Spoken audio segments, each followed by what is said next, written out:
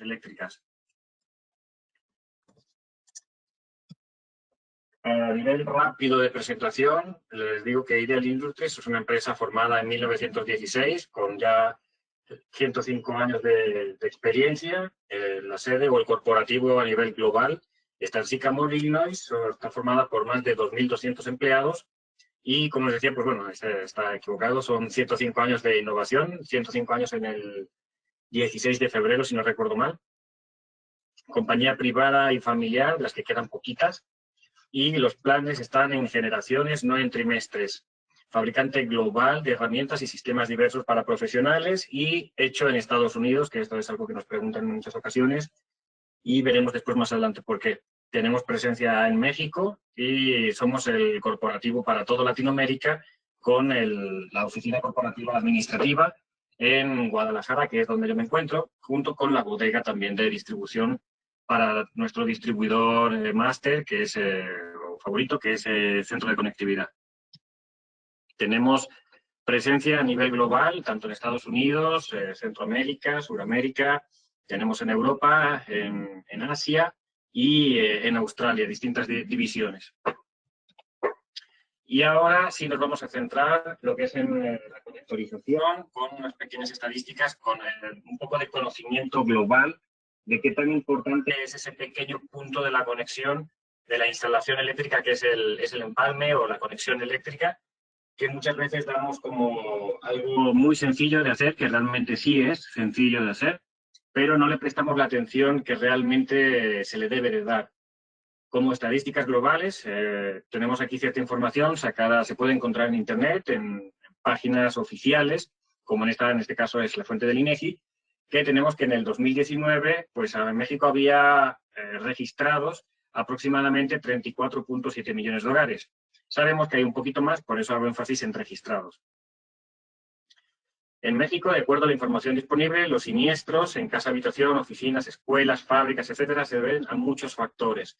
Pero la mayor presencia de aparatos electrónicos hace que este tipo de factores se vayan cada vez concentrando más en lo que son las fallas de instalaciones eléctricas y, bueno, pues aparte los accidentes involuntarios, ¿no? Pero lo que son las fallas de instalaciones eléctricas o el peso o la importancia que está teniendo la instalación eléctrica está creciendo día con día. Esto podemos verlo en la página de la CONAPI y podemos ver pues, información sobre protección contra incendio, ¿no? Según la información que nos da la NFPA, que es la Asociación de Protección Nacional de Fuego, por cada 100 incendios en casas urbanas, tenemos que, desgraciadamente, el 55.6% son en casas habitación. De lo que ese 55%, si sacamos el porcentaje de lo que es vivienda pura y dura, sin ningún tipo de utilización adicional, pues sería un 21%. También tenemos un 34% en comercios y usos mixtos de vivienda. Los usos mixtos de vivienda son pues la típica tiendita que tiene una casa arriba, ¿no? Una papelería con la vivienda arriba o una tiendita de abarrotes con pues, los empleados o el propietario viviendo arriba. También tenemos hoteles, moteles, edificios industriales, oficinas y otros edificios.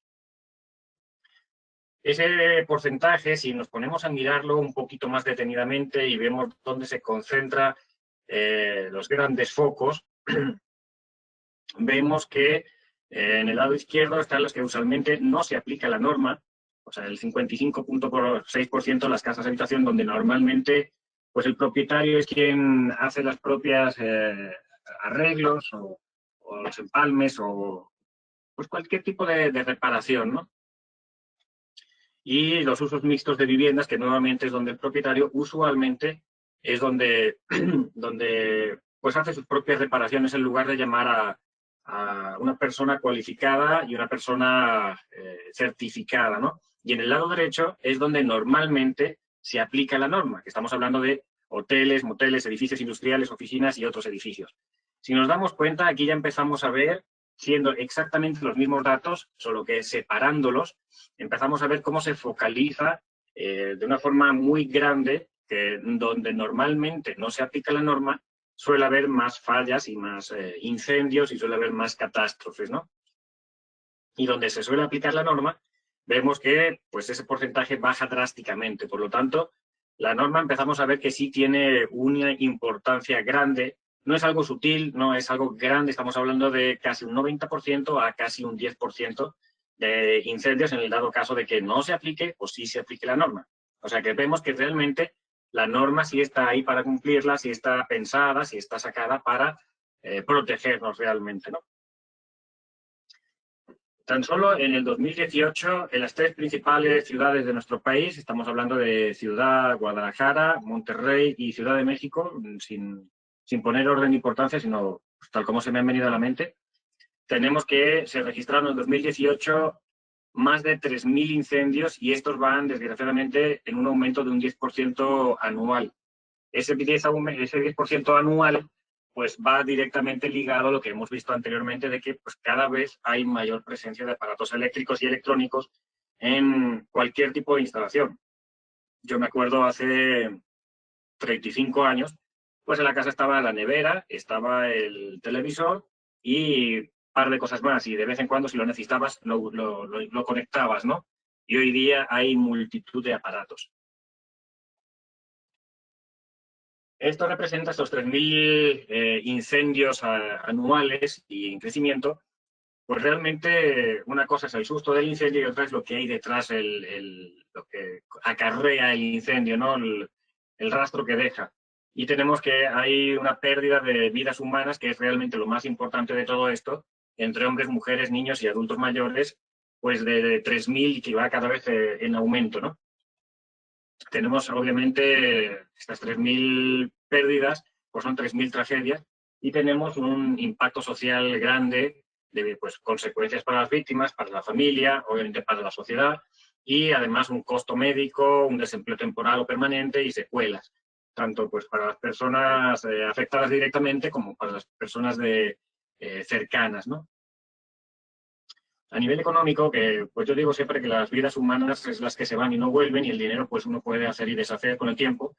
Tenemos que hay 8.000 millones de pesos reportados en pérdidas por aseguradoras, considerando que solo el 40% del sector industrial, ya ni siquiera incluimos el doméstico, está asegurado.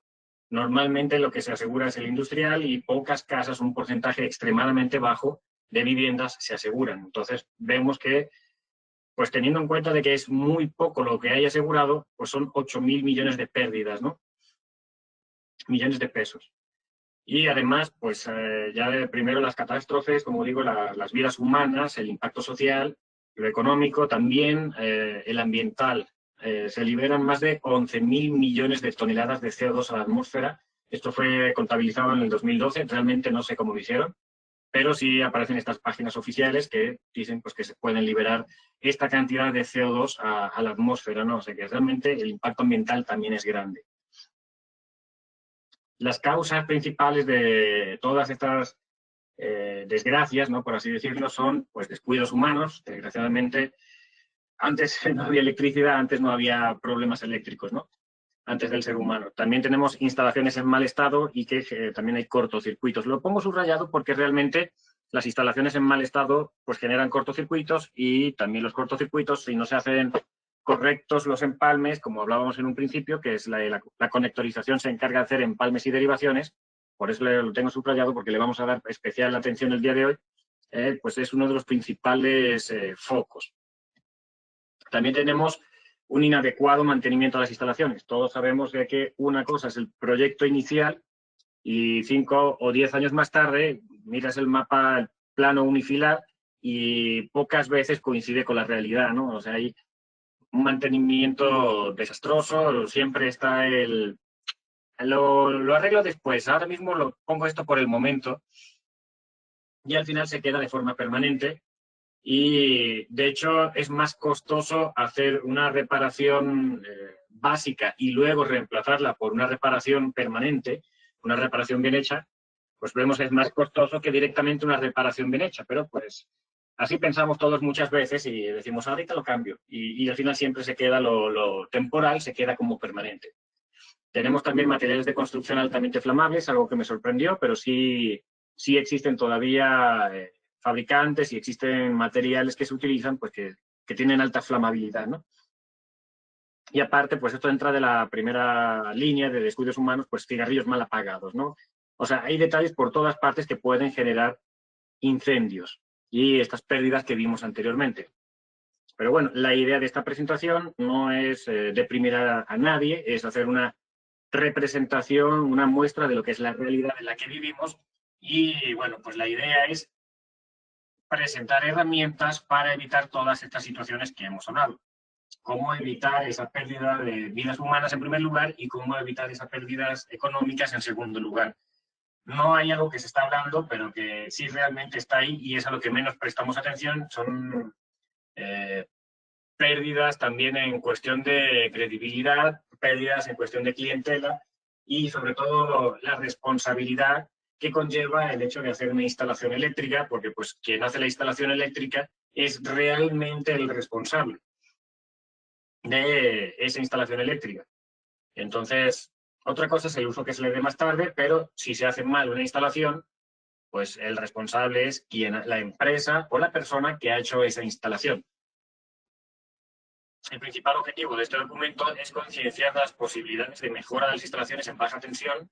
Nosotros nos dedicamos a baja tensión, nosotros trabajamos de 0 a 1000 volts, tenemos todos nuestros aparatos y bueno, tenemos algún detallito con algo de media tensión, pero nosotros el 99.9% de lo que hacemos en Ideal Industries está orientado a la baja tensión y la idea es mostrar herramientas que ayuden a evitar desastres, que generan a la vez un gran negocio en instalaciones nuevas y viejas. O sea, no se trata, como decía, de simplemente ver el lado negativo, sino, pues la situación está así, pues cómo podemos arreglarlo y además que sea un negocio, ¿no? Que es la parte buena. No se trata de lucrarse de la desgracia ajena, sino de evitar la desgracia ajena. A pesar de que México se cuenta con normatividad, la mayor parte de las viviendas que se construyen, se reforman, se remodelan, son sin sus aplicaciones. Esto implica muchas posibilidades de actualización en las instalaciones adecuándolas a la norma. Como vimos en un principio, el 90% de los incendios suele estar focalizado en las instalaciones que no se aplican la norma. Pues tenemos ese 90% de posibilidades de convertirlas a las que sí se aplica la norma y bajar drásticamente esa cantidad de desastres, ¿no? Generadas por la lista de cosas que hemos visto previamente. Ok, estamos hablando de la norma. ¿Y qué son las normas, no? Pues la NOM o las normas oficiales mexicanas son regulaciones técnicas de observación obligatoria. Pongo eso en rojo y subrayado porque es importante saber que la NOM es por ley, es obligatorio. No es algo de puedo hacer una instalación de tal manera, pero si me quiero lucir, pues aplico la NOM. No, realmente, legalmente hay que aplicar la NOM sí o sí. Por eso hago énfasis en que es obligatoria. Y son expedidas por dependencias competentes que tienen como finalidad pues, establecer las características que se deben reunir con los procesos y servicios cuando estos pueden constituir un riesgo para la seguridad de las personas y dañar la salud humana. Este es un texto que realmente poco hay que interpretar, o sea, es leer directamente y es muy claro que es algo que es obligatorio, que está hecho para ayudarnos y que pues legalmente hay que hacerlo. No hay que saltárselos o no es una opción decirle al cliente, te lo puedo hacer así o si quieres te sigo la norma pero te subo el costo. No, la idea es, te lo voy a hacer con la norma y después ya hablamos del costo. Así como en aquellas relativas a la terminología y las que se refieren al cumplimiento y aplicación. Sé que es un texto un poquito tedioso, pero realmente pues es lo que es, ¿no? La NOM en materia de prevención y promoción de salud, una vez aprobadas en el Comité Consultivo Nacional de Normalización y Prevención de Control de Enfermedades, son expedidas y publicadas en el Diario Oficial de la Federación y, por tratarse de materia sanitaria, entran en vigor al día siguiente de la publicación. Aquí ya empieza a entrar un poquito el, oye, pues las NOM me dan un día para aprendérmelas, me dan un día para asimilarlas y para empezar a poder aplicarlas. Realmente sí, está un poco pesado, sí es cierto de que realmente dan muy poco tiempo, pero la verdad es que no es tanto pretexto. La verdad es que las NOM deben ser revisadas cada 5 años a partir de su entrada en vigor. ¿Qué significa? Hoy entra en vigor, bueno, hoy se sale en el Diario Oficial de la Federación, mañana es obligado cumplimiento y no se vuelve a modificar hasta dentro de 5 años. Así que realmente Si yo entro a trabajar en este mundo, antes de que el mundo eléctrico, antes de ponerme a trabajar, he tenido cierto tiempo de capacitación y pues rara vez, bueno, cada 5 años se va a hacer ese cambio. La parte buena para nosotros, que a nivel global yo lo veo como mal, es que la última NOM que está vigente es la 2012. Oye, pues estamos en el 2021, aquí hay algo que me dices que no cuadra mucho, porque debería haber sido 2017 ya la siguiente NOM, o 2018 suponiendo, pues vamos a poner unos meses de diferencia. La verdad es que sí, es la 2012, y en el 2018 salió un borrador, un proyecto que no es definitivo, significa de que no es de obligado cumplimiento, sino es un te estoy preparando para el siguiente cambio, para que tengas tu tiempo y así el día que salga el diario oficial de la Federación tú ya puedas empezar a aplicarlo al día siguiente. O sea, realmente sí nos están dando un tiempo y bastante amplio.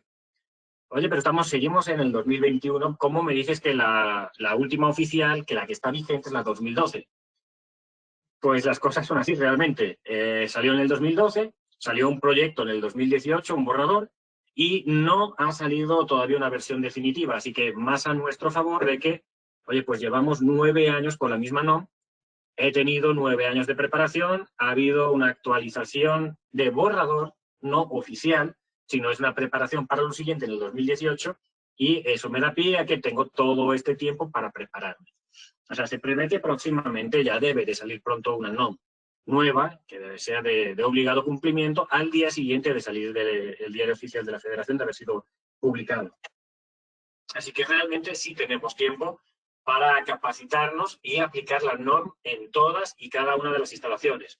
No es si el cliente me lo pide o no me lo pide, es que lo tengo que hacer así legalmente.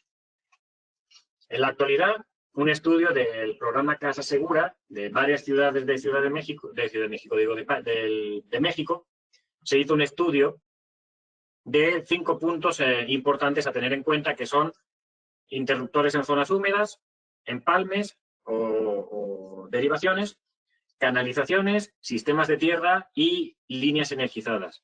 La sorpresa es que, a pesar de que tenemos todo este tiempo para prepararnos, porque ya hemos visto que realmente sí tenemos tiempo para prepararnos para la NOM, para poder aplicarla, para hacer instalaciones certificables y legales, y espacios legales, tenemos que el 100% de las casas que se estudiaron de forma aleatoria no tenían en zonas húmedas interruptores, lo cual es llamativo, ¿no? Si hay algún tipo de descarga eléctrica, pues que se pueda cortar la corriente debería de ser algo directo, ¿no? Algo que te viene a la cabeza y pues fíjense, no hubo.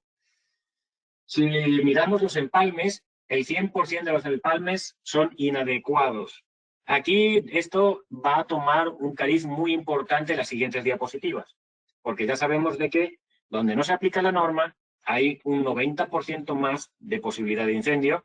Tenemos que el 100% de las casas que se están estudiando tenían empalmes inadecuados y poco a poco esto va siendo un embudo que nos va llevando hacia 2 puntos concretos que nos va a abrir los ojos sobre por qué vivimos esta realidad. Tenemos que un 93% de las canalizaciones estaban en mal estado. Algo también que me llama mucho la atención, el 86% no tenían sistema a tierra cuando es de obligado cumplimiento. Pero pues yo salgo a la calle también, tengo vida diaria, vida familiar, vida pública, no solo es trabajo, y he oído muchas veces, no tengo tierra, no tengo sistema de tierra, o no, le dije al electricista que no la pusiese y me ahorré el cable, me ahorré el sistema de tierra, o no me lo puso. Esas son cosas que no se deben de hacer. Todas las casas deben de tener sistema de tierra. De hecho, el sistema de tierra es más importante que el propio sistema de alumbrado, o es más importante que cualquier otra cosa de lo que es la instalación eléctrica, puesto que el sistema de tierra, su único objetivo no es tener un cable adicional ni hacer un agujero en el suelo. Su único objetivo es salvar vidas.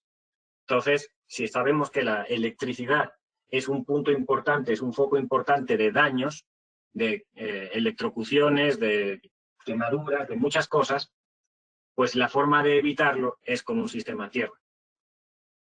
Y pues el 16% ya muy llamativo, pues la línea energizada expuesta, ¿no? ¿Esto qué significa a nivel global para nosotros como empresarios, para nosotros como trabajadores de la electricidad? significa que estamos en el momento y en el lugar para adecuar. El momento porque todavía no se está poniendo el mismo énfasis que a lo mejor en Estados Unidos, por poner un ejemplo, o en Europa, donde si tú haces una instalación eléctrica mal, o sea, hasta el vecino te puede denunciar si ve que pones cinta aislante en un empalme, por decir algo.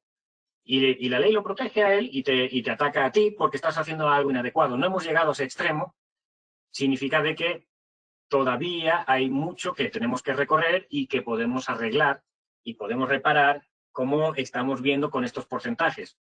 Y estamos en el lugar porque, por desgracia, todavía, como les digo, no se sigue tan al pie de la letra lo que es la normatividad y hay todos estos porcentajes a los que atacar para evitar todos esos porcentajes de desgracias humanas y de pérdidas, como decíamos. Entonces, por desgracia, estamos en el momento y por desgracia estamos en el lugar, pero lo malo de lo malo puede convertirse en algo bueno, ¿no? Puede ser mucho trabajo que hacer. Así que realmente, qué mal que está esto, qué bien que yo sé arreglarlo para evitar todos esos problemas que hemos visto hasta ahora. ¿Alguna duda hasta ahora? ¿O algún comentario? Bueno, vamos ahora a empezar a focalizarnos un poco más en todos esos pequeños detalles que generan todas estas grandes pérdidas.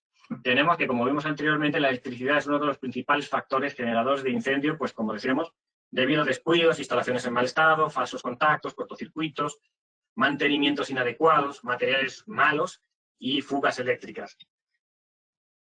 Hablando de falsos contactos y cortocircuitos, el porcentaje más alto de generador de incendio pues son los falsos contactos y los cortocircuitos. Entonces, realmente es algo donde es lo primero que tenemos que atacar. Ahora vamos a hacer una mirada hacia atrás y vemos que hay porcentajes muy altos donde no se cumple la norma, porcentajes de desgracias altos, ya lo voy a generalizar como desgracias, y porcentajes de desgracias muy bajos donde sí se aplica la norma o donde se le pone un poquito más de énfasis en hacer las cosas bien. Tenemos que, en toda Latinoamérica, no digamos que México es especial, no digamos que México se hacen todas las cosas mal, al contrario, el uso de la cinta aislante se sigue manteniendo en México en muchos casos como un elemento final de un cableado eléctrico para darle continuidad a los cables de cobre. Normalmente eso que era temporal se convierte en final y vemos que el mayor porcentaje de incendios viene de las conexiones y vemos que el porcentaje de empalmes se hacen o derivaciones se hacen con cinta aislante y donde se aplica normalmente la norma se suele hacer con conectores, sea del tipo que sea. Nosotros vamos a mostrar unas posibilidades, pero sea del tipo que sea, se utilizan conectores. Entonces estamos viendo que hay una relación entre malos empalmes, como decíamos antes, 100% de 100% de empalmes inadecuados, y esto no lo decimos nosotros, lo dice el programa Casa Segura. Y tenemos que en México en los empalmes se utiliza mucho la cinta aislante.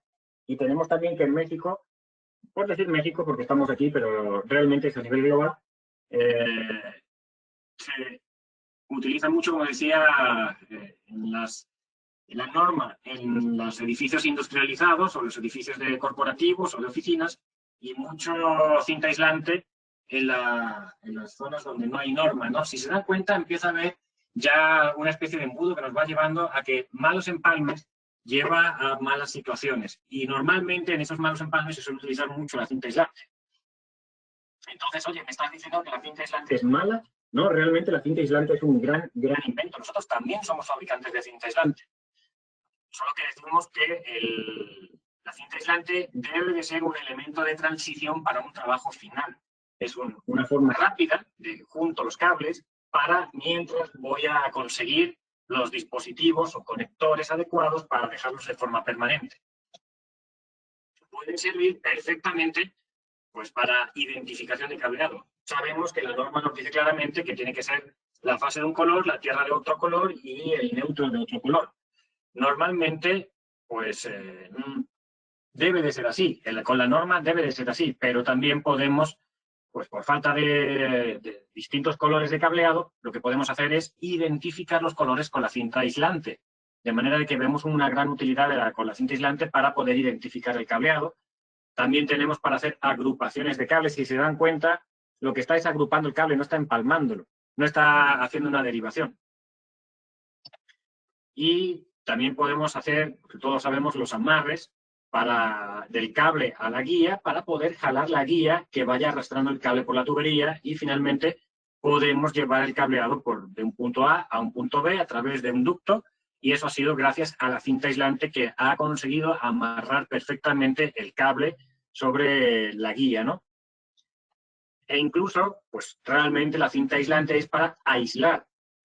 Una gran utilidad que tiene la cinta aislante y que es buenísimo es pues para hacer un refuerzo de un cable o darle un aislamiento a un cable, pues se llama cinta de aislar, un aislamiento a un cable que pues se le está perdiendo o lo ha perdido. Realmente, como les digo, no demonizamos la cinta aislante, demonizamos el mal uso de la cinta aislante.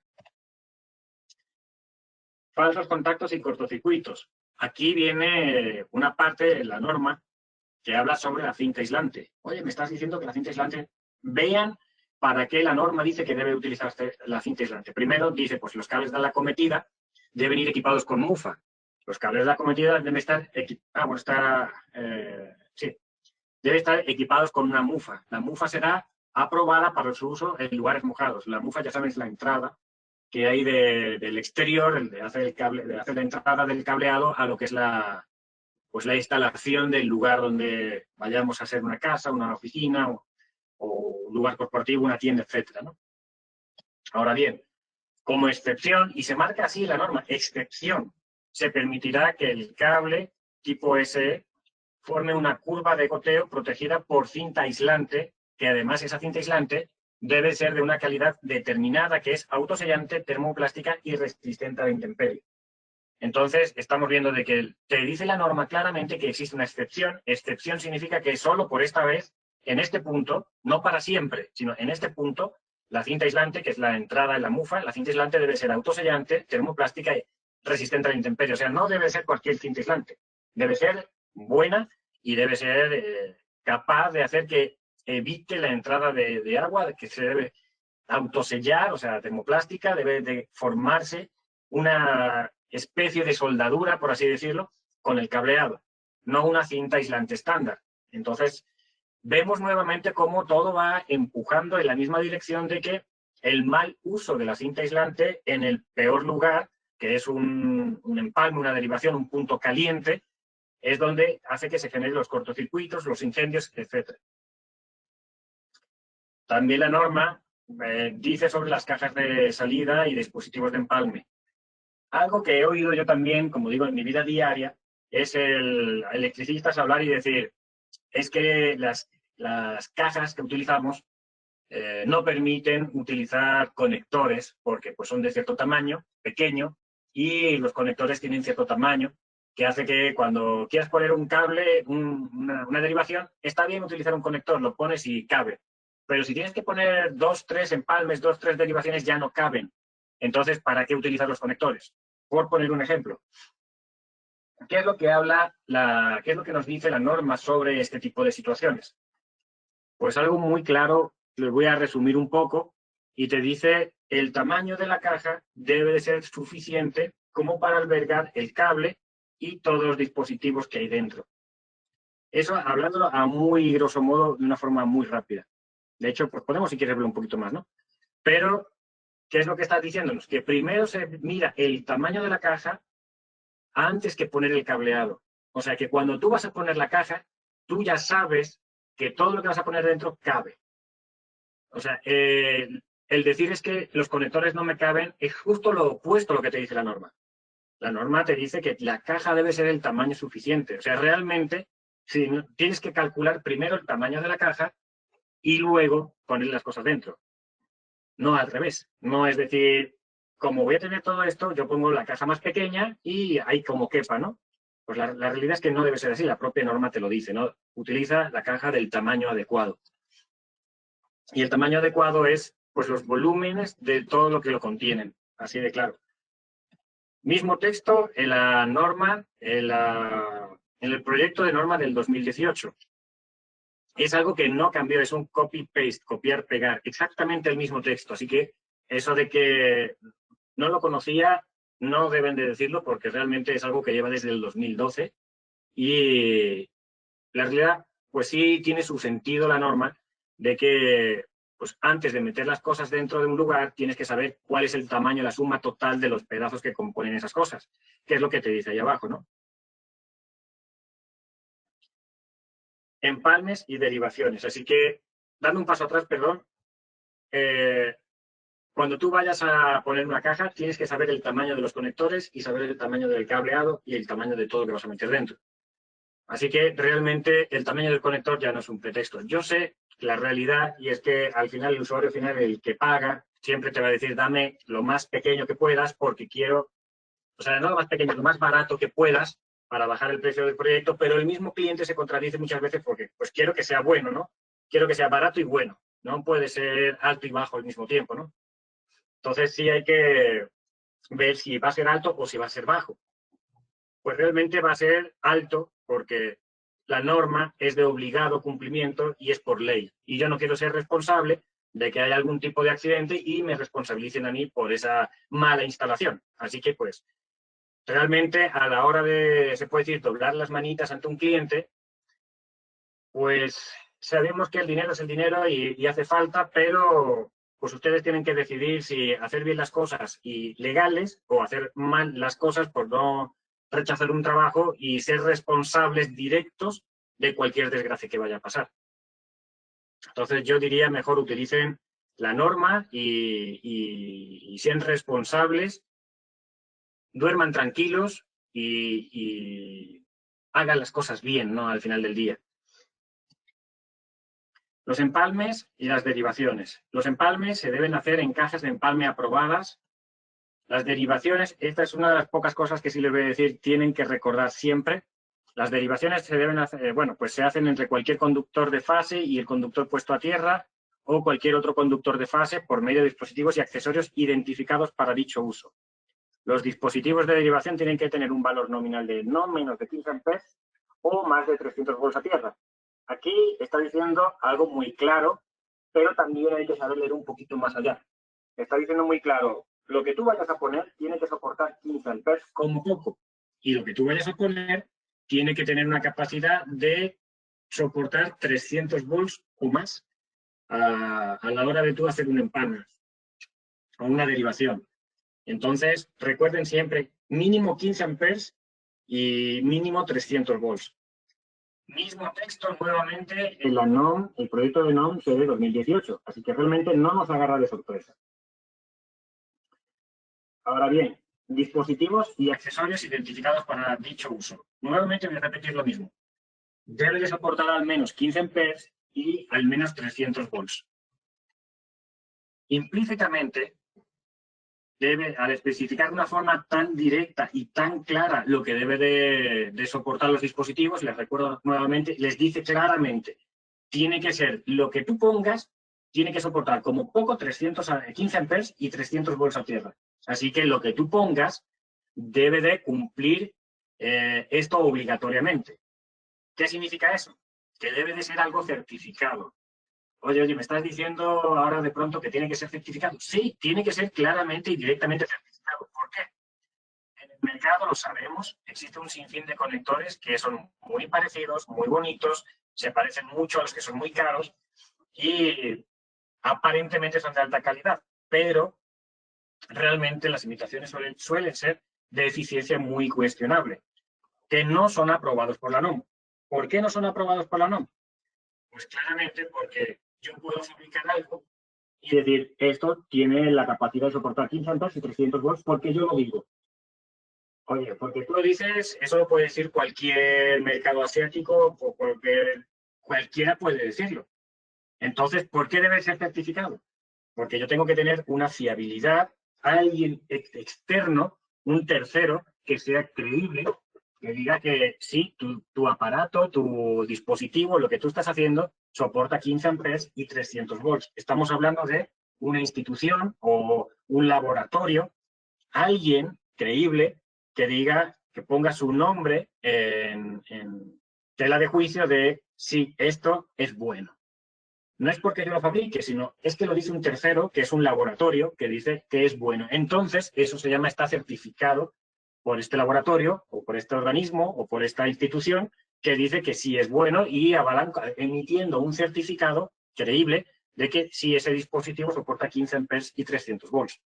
Por eso digo que hay muchos dispositivos en el mercado muy parecidos, pero que te pones a investigar y realmente no tienen certificado o el certificado lo emite la propia empresa que lo fabrica.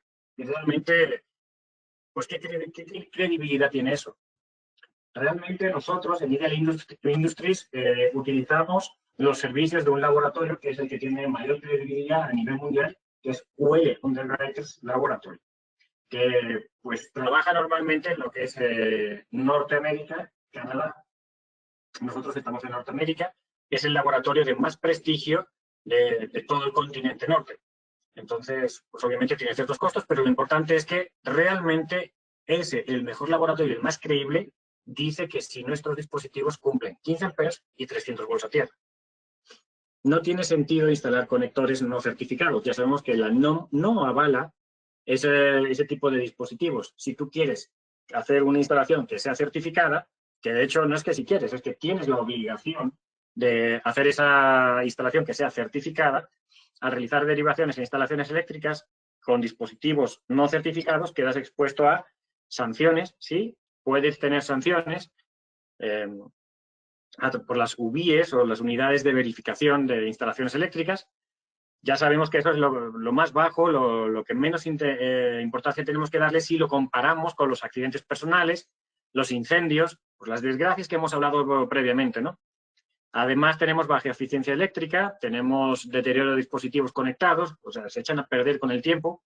Aparte, pérdida de credibilidad, ya la empresa y nuestro bolsillo se ven afectados, pérdida de clientes y pérdida de proyectos por no poder certificar nuestras instalaciones o por no poder hacer una instalación que sea segura. Desafortunadamente, en un mercado inundado con conectores de baja calidad, los conectores de capuchón o de resorte cuentan con mala fama inmerecida en el mercado de ser conectores de baja calidad, que se rompen a la hora de ponerlos, que se les sale el resorte, se rompe el capuchón si se aprieta un poco, etc. Sí se dice que los conectores de capuchón, pues en general son malos, pero realmente lo que ha pasado es que se ha estado utilizando o se ha estado adquiriendo capuchones de imitación o capuchones no certificados, porque la certificación avala una robustez de lo que es el dispositivo. Entonces, si vas a tu tiendita de la esquina y le dices, dame el capuchón más económico que tengas, pues te va a dar uno que efectivamente no va a ser certificado. Ahora vamos a ver un pequeño videíto cuya idea es ver cuál es la calidad del producto que ofrece Ideal Industries.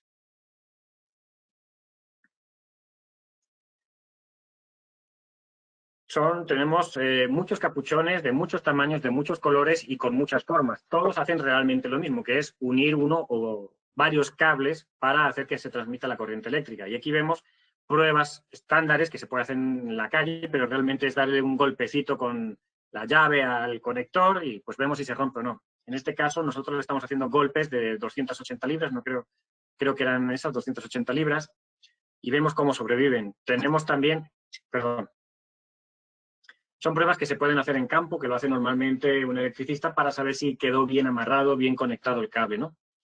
Aquí veíamos el test de durabilidad, como decía, que es el golpecito al conector y vemos nuestro conector, que es el de la izquierda, cómo sobrevive contra un rival estándar. De hecho, ya sí son rivales los de la derecha, que son certificados, pero eligiendo entre certificados, vemos el nuestro versus los demás. El test de aislamiento, que es realmente lo que es importante, ver que pues no deja pasar la corriente más allá de lo que es el capuchón. El nuestro tiene un 35% adicional de resistencia dieléctrica. En un test sencillo, que es el jalar el cableado, pues aquí le estamos poniendo discos por 120 y tantos kilos y vemos como el nuestro sobrevive y los de los demás, pues sin problema, ¿no? Se sale el cable. Este es uno que me llama mucho la atención porque, es más, lo que estoy mostrando, no sé si se han dado cuenta, pero tiene abajo una pequeña leyenda, en pequeñito, que dice nuestro modelo de conector y marca y modelo de la competencia. Esto es muy importante porque significa de que si estamos mintiendo, esa marca puede demandarnos. Entonces, esto es real y después van a ver que es público, no es algo que he hecho aquí para ustedes, ¿no? Vemos como un conector considerado como de lo mejor de la competencia aquí en México y Latinoamérica en general. El test de resistencia consiste en meter el conector dentro de un líquido acelerador del tiempo, cuya finalidad es un líquido corrosivo que lo que hace es acelerar el proceso de unión del oxígeno con lo que es el metal para ver qué tanto sobrevive al tiempo. Porque pues tú tienes un conector expuesto y le está dando el aire, le está dando el oxígeno y tarde o temprano pues el metal se va oxidando. Entonces tienes las opciones de poner el conector y una cámara por los próximos X años y pues tener a un notario mirando para ver si es cierto, ¿no? Que se corroe uno y el otro no. Entonces, ¿qué es lo que se hace? Se pone en un laboratorio, en el mismo líquido, ambos conectores. La idea no es mostrar que se pueden sumergir, les digo, no es agua. La idea es mostrar qué tan rápido, más bien, qué tanto resiste el paso del tiempo nuestros conectores con los de la competencia. Vemos como el nuestro, después de 360 horas, van a ver el aspecto que tiene, y el de la competencia, que pues aquí pueden ver que es el supuestamente el mejor de Latinoamérica, pues yo digo que lo era hasta que llegamos nosotros, y vemos qué es lo que pasa a las 2 horas, ¿no?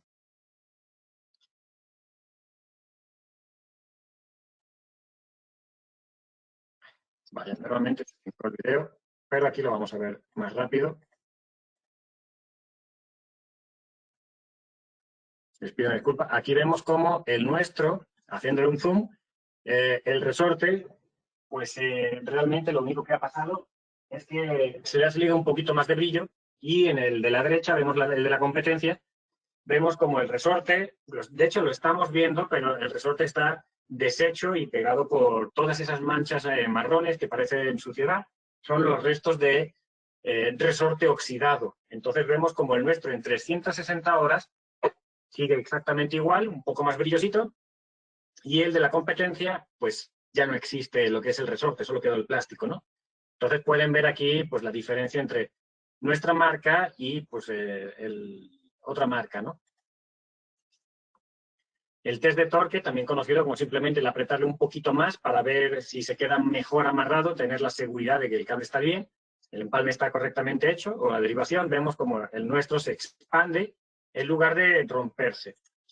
¿Por qué el nuestro se expande? Nosotros tenemos una patente que, la verdad, no me conozco el nombre del polímero, que está mezclado con el plástico, pues lo que hace es, en vez de agrietarse, como vemos aquí en el de la derecha, el competidor, simplemente como decía, se expande, ¿no? Y bueno, el resultado de toda esta calidad hace que, llevándolo a este laboratorio UL, que, pues, como les digo, es independiente, pues muestra o nos certifica 415 combinaciones de cableado que son certificadas, mientras que los de la competencia pues consiguen hasta 36 combinaciones de cableado certificadas. ¿Qué implica lo de la izquierda?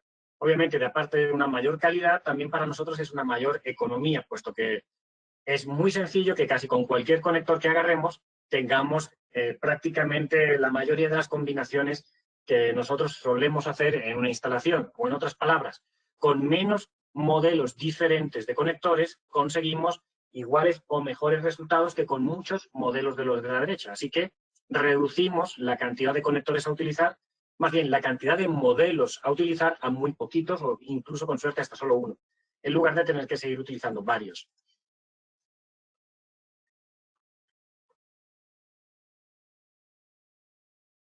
Como resumen, pues todas las pruebas que han visto, pues claramente el competidor aquí victorioso es el de Ideal Industries y al final hace unas preguntas que a mí se me hacen muy buenas, ¿no? Ahora se os voy a mostrar cuáles son las preguntas.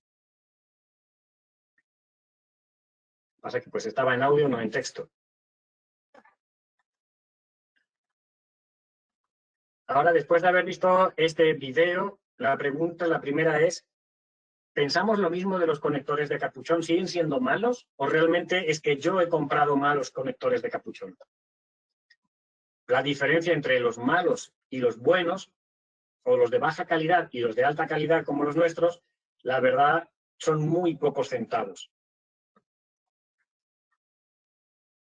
Y ahora, pues si se meten en YouTube y buscan Runkeeper Datacom o Ideal Wire Termination Durability Video, o entran en YouTube directamente en ese enlace o incluso en la página del corporativo de idealind.com, o en las redes sociales, nos buscan en Facebook, nos buscan en LinkedIn, etcétera, verán ese video, de manera de que público es, fácil de encontrar es, y cualquiera de la competencia puede verlo y pues no nos demandan porque son videos ciertos. Es información real, ¿no? Es notariada, de hecho. ¿Qué dispositivos ofrece Ideal Industries para los empalmes y derivaciones? Que ya vemos que realmente sí es importante ese pequeño punto de la instalación, que es el cual regenera la mayor parte de incendios si no se trata adecuadamente. Tenemos que en Estados Unidos, por ejemplo, los conectores se llaman, tienen, igual que otras marcas, como puede ser Kleenex, por ejemplo, tú vas a una tiendita y dices, dame un Kleenex. ¿Qué es lo que te da? Pues una caja o un sobre, un paquetito de pañuelos de celulosa desechables, pero se conocen ya como Kleenex. ¿Por qué? Porque fue la primera marca, fue la de mayor calidad, fue la que quieran, ¿no? En su momento. En Estados Unidos pasa exactamente lo mismo con varias cosas, varios productos de Ideal Industries. En Estados Unidos se suelen decir, quiero un WireNut y te dan un conector de capuchón. Puede que sea de otra marca, pero sí les digo que como el 90 o 85% de la participación del mercado en Estados Unidos, de los conectores que se venden, son WireNut. Son de Ideal Industries, porque aquí también se conocen como conectores Twist-On, que son conectores de enroscar o enroscables, o de capuchón o de resorte, ¿no? Aquí en español, como le podemos decir.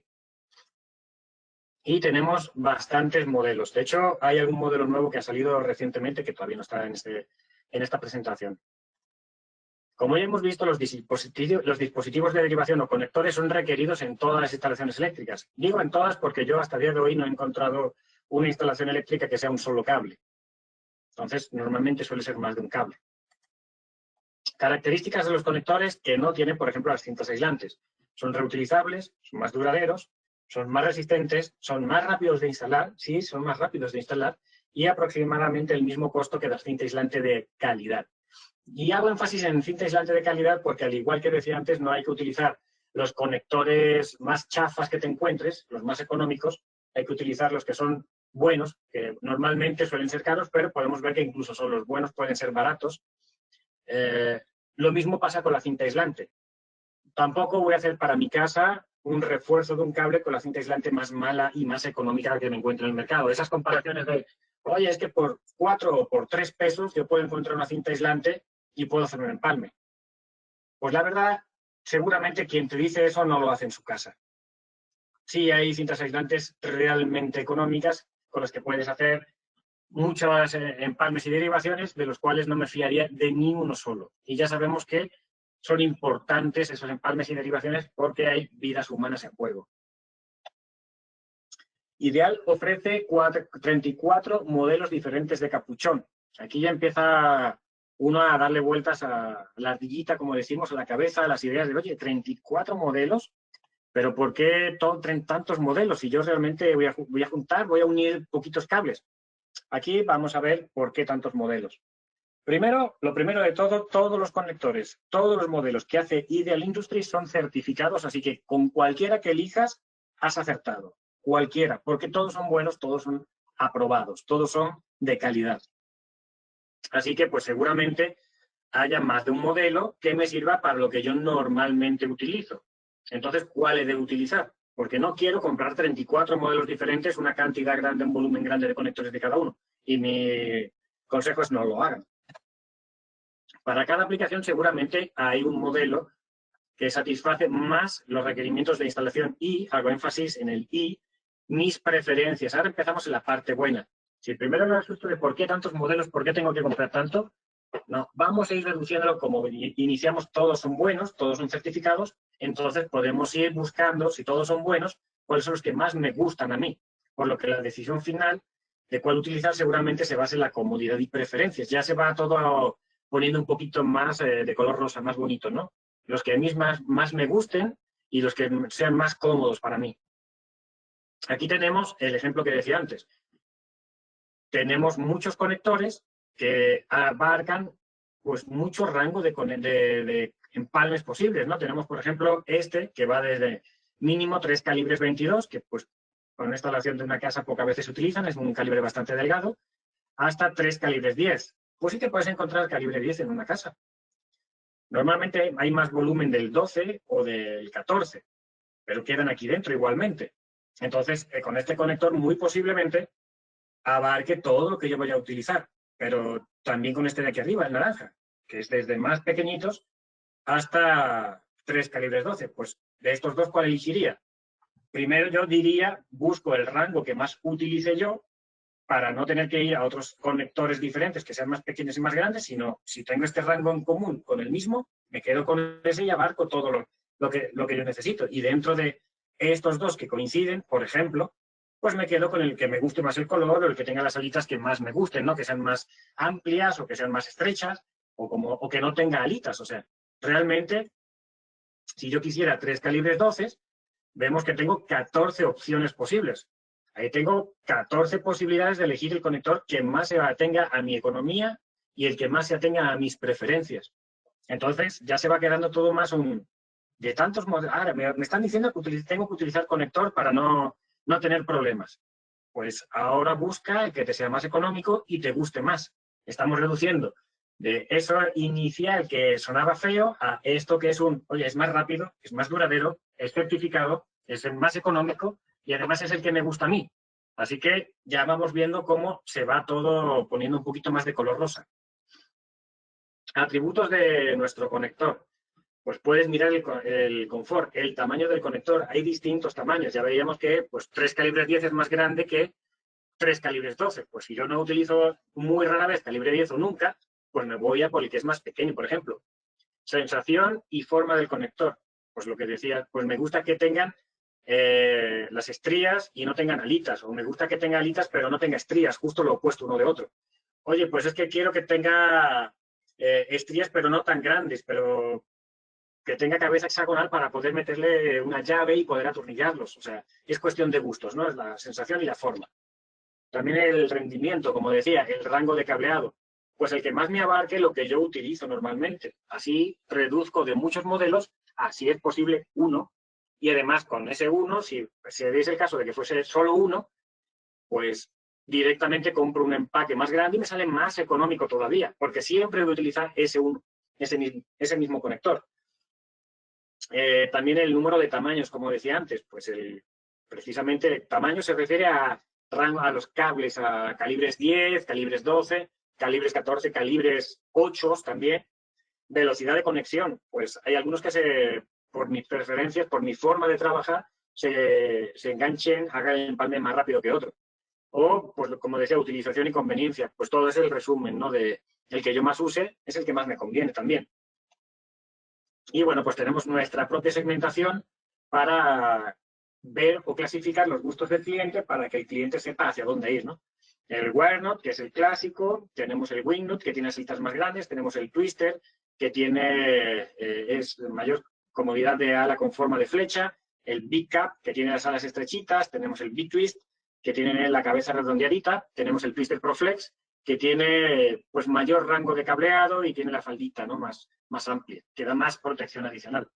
Entonces, los atributos del conector Premium es una historia de rendimiento sólido, resortes, esto parece un trabalenguas, pero es bastante seguro, bastante sencillo. Autorroscantes de alambre cuadrado para un agarre seguro. ¿Qué significa? Que el resorte que hay dentro del conector es un alambre, es un solo filamento grueso, que tiene forma, si le hacemos un corte transversal de rombo, o sea, tiene ángulos, tiene aristas que cuando tú giras el conector, ese ángulo, ese filo, esa arista se va incrustando en el cable de manera que hace que sea muy fuerte el agarre. Por eso se podía colgar tantos kilos de un conector, de un cable, que hacía que no se saliese. No se requiere pretorsión, incluso en combinaciones grandes. Significa que es tan resistente que si yo tengo que unir, por ejemplo, 4 calibres 10, normalmente utilizaría una pinza de electricista para enroscar el cableado y poner el capuchón más cómodamente. Pero que no. Nuestro conector es tan resistente que si le pongo el capuchón y yo lo giro directamente con la mano, no se me va a salir el resorte, no se va a romper el capuchón, por lo que han visto, y voy a poder hacerlo sin utilizar tiempo extra de utilizar una pinza y herramienta extra, que es utilizar la pinza y costo extra por tiempo y herramienta. Los capuchones tenemos que son todos resistentes a 105 grados o 150 grados, un modelo concreto. Tenemos faldas anchas y profundas que protegen contra chispas, o sea, realmente el huequito de aquí, pues el cable, ya saben que desde el empalme hacia afuera se expande un poquito, se ensancha un poco, también cubre esa zona. Es reutilizable, algo que no es pensable con una cinta aislante. Si yo pongo una cinta y no me quedo bien, la tengo que quitar.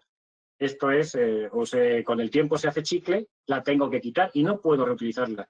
Con el conector no pasa eso. Y después es hecho en Sycamore. Aquí les digo, por ejemplo, que somos el fabricante más grande del planeta de conectores. De hecho, en el 2017 se batió nuestro propio récord de facturar, o sea, fabricar y vender los 1.000 millones de conectores al año. Eso significa de que el volumen que tenemos es suficientemente grande como para tener un precio bajo. Conector, tenemos características especiales, por ejemplo, el ProFlex. La falda es flexible. Lo más llamativo de todo es que soporta 4 calibres 10 y 1000 volts. Es el único conector de la industria que te soporta 1000 volts, mientras que la competencia te dice 600 volts en general y 1000 para luminarias o accesorios. No, el nuestro, este conector, es 1000 bajo cualquier concepto. O sea, en cualquier punto de la instalación eléctrica, de manera de que tenemos un conector que nos da mayor protección a posiblemente menor precio. El weatherproof, está pensado para exteriores, para intemperies, clasificado IP68. Tenemos el underground, que también es para enterrar. El otro es exteriores, este es para enterrar. También es IP68 y son tan buenos que son perfectos para exteriores, alumbrado público, zonas donde hay riego, instalaciones de alimentos, áreas de lavado e incluso servicios públicos de gas, porque tienen certificación IP68. Tenemos también un gran desconocido, son los desconectores de luminaria, que es algo que es exigido también por la NOM desde el 2012.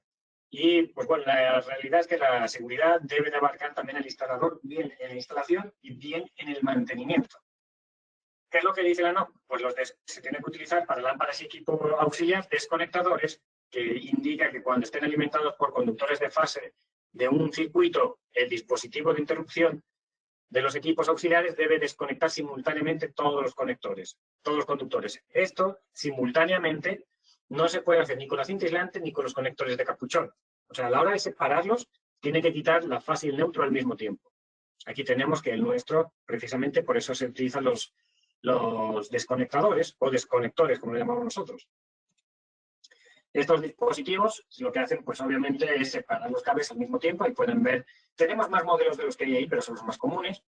Y pues calibre 12, calibre 14, interesante que soporta hasta 6 amperes para una luminaria, que ya es suficiente. Tienen que tener en cuenta que es para una luminaria, se pone uno por luminaria, y 6 amperes a día de hoy es mucho, teniendo en cuenta que se utiliza pues los LEDs, que cada vez consumen menos, ¿verdad? Aquí tiene una vista general de cómo quedan después de separarse y pueden ver que por la forma tiene un sistema de macho y hembra de que si tú le das la vuelta por accidente o voluntariamente, no puedes conectarlo de la forma incorrecta. Así que no hay posibilidad de cortocircuito, y los conductores vivos quedan dentro de esta parte de los que no cabe ni siquiera una uña. Así que realmente es seguro, los puedes quitar, desconectar y sin tener siquiera que bajarle al breaker, al disyuntor, ni siquiera necesita cortar la corriente. Es recomendado hacerlo, obviamente, pero puedes hacerlo sin ello. También tenemos otros conectores con otro sistema, que realmente lo que hace es lo mismo que los conectores de capuchón y que ocupan bastante menos espacio, por si el tamaño era un impedimento, que es muy sencillo. Sirve tanto para cable o alambre y consiste en meter el cable por el orificio y dentro de una lámina de acero inoxidable que se encarga de hacer de conductor entre los cables. Y como es acero, es resistente, aunque jales del cable con fuerza, pues difícilmente va a salir si no le hace mucha fuerza que desgarre lo que es el cable por dentro, ¿no? Aquí tenemos este ejemplo de 3 orificios. Tenemos otro de 4, pero tenemos 2, 3, 4, 6 y 8. O sea, hay suficientes, ¿no? Y sirven para calibres 12 a 16, 18, 12, 16 creo que era, 12, 18. Y tenemos uno que es hasta 10, calibre 10, que soportan 30 amperes, que realmente pues es bastante, ¿no? Es lo máximo que vamos a encontrar en una casa normalmente. Muy convenientes para espacios reducidos, por si el tamaño de la cajita que se utiliza sigue siendo un inconveniente, porque pues se comprobó antes de hacer los cálculos, o hice los cálculos, pero realmente la presión económica es demasiado grande, pues tengo la posibilidad de utilizar conectores más pequeños que me sirven también incluso hasta para los cables más grandes que te encuentras en una casa. Así que nuevamente el tamaño del conector no es impedimento.